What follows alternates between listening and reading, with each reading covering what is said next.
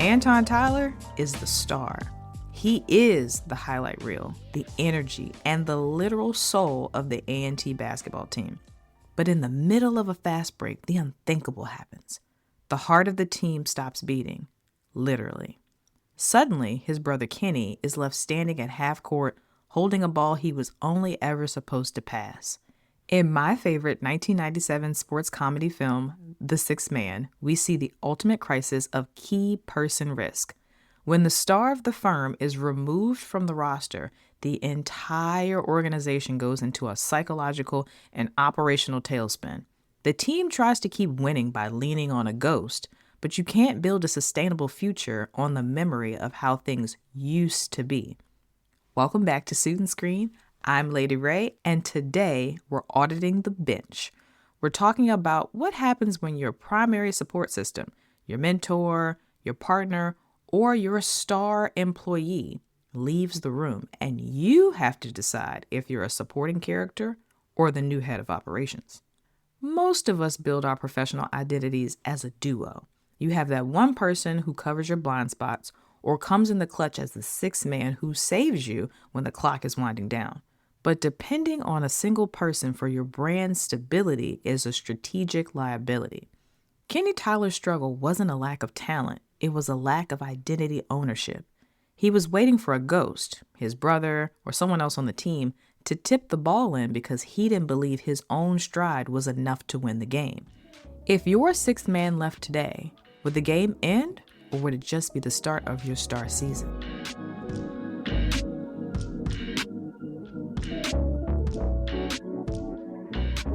Kenny didn't win the championship, or should I say, his team didn't win the championship because his brother came back.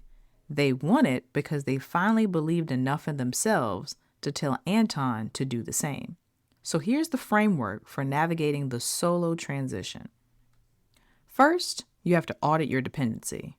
This is the roster stress test. You have to identify where the ghost lives in your workflow. If your business partner left today, what percentage of your operations would collapse? That is your volatility score. You need to diversify your support so that no single departure is terminal. Then there's the operational void, or the ghost-free governance. In the movie, the team only starts playing real basketball when they stop looking for that supernatural help. In business, this is standardizing the vibe. You have to move the magic out of one person's head and into a repeatable system that the whole team can execute. Last but not least, reclaim the lead. This is the stride audit. Kenny had to realize that he was a star in his own right. In consulting, this is the principal-agent pivot. You have to stop acting as the agent for someone else's vision and start acting as the principal owner of your own talent. So what's our strategy here? Don't wait for a crisis to find out if you can play solo. Start taking the final shot now while the support system is still there so you know exactly how the ball feels in your hands when the court goes quiet. There's a moment where Anton is literally moving the players like chess pieces on the court. It looks and feels like success, but it's actually operational sabotage. The team isn't learning how to play. They're just being puppeted by a legacy that is no longer theirs. If your support system is doing the work for you instead of empowering you to do it, they aren't a sixth man. They're a bottleneck. You can't scale a business on an invisible asset. True support builds your capacity so that when they leave, the only thing that changes is the name on the door, not the quality of the output. So what's our takeaway from this cult classic? A support system is a trampoline, not a crutch. Use it to get higher, but don't forget how to land on your own 2 feet. The ghost might be helping you score today, but he's also keeping you from becoming the leader the team actually needs for the next season. When the invisible asset disappears, the only thing left on the court is your own preparation. Make sure it's enough to carry the win. I'm Lady Ray. This has been Suit and Screen. Next week, we reach the summit. It's our season 2 finale, and we're conducting the final audit with one of my favorite cult classic comedies, Kingdom Come. We're moving beyond the grind to talk about succession and sustainability.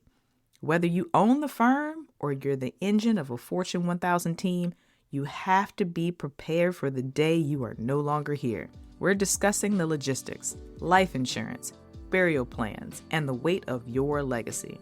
If you leave today, do the people you love and the work you've built survive the loss? We're building a standard that outlasts your physical presence so your family and your team can survive the beginning of their next chapter. Do yourself a favor and watch this movie before next week. I promise you won't be disappointed. Stay sharp, stay stylish, and remember, anything can happen if you believe in your own stride. I'll see you in the next scene.